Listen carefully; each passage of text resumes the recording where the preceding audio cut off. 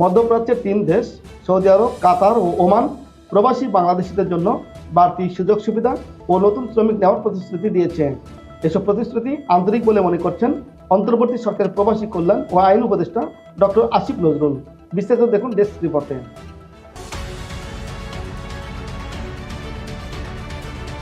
প্রবাসী কল্যাণ উপদেষ্টা আসিফ নজরুল ফেসবুকে সৌদি আরবের সফরের অভিজ্ঞতা শেয়ার করেছেন।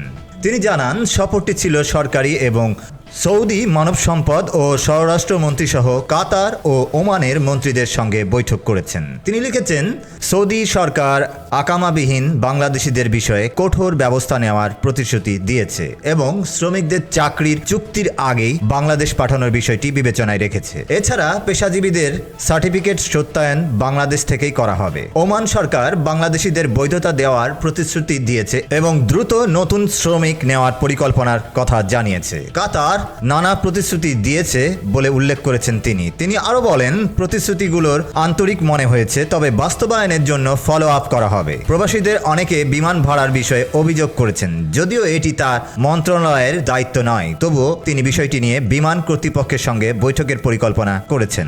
বাংলাদেশ দূতাবাসের কাজের নিষ্ঠা ও আন্তরিকতার প্রশংসা করে তিনি জানান, 2 দিনে 4 জন গুরুত্বপূর্ণ মন্ত্রী সহ প্রায় 20টি বড় চাকরিদাতা কোম্পানি ও প্রবাসী রেমিটেন্স যোদ্ধাদের সঙ্গে 2টি বৈঠকের ব্যবস্থা করা হয়েছে, যা নিয়ে পরে আরও লিখবেন।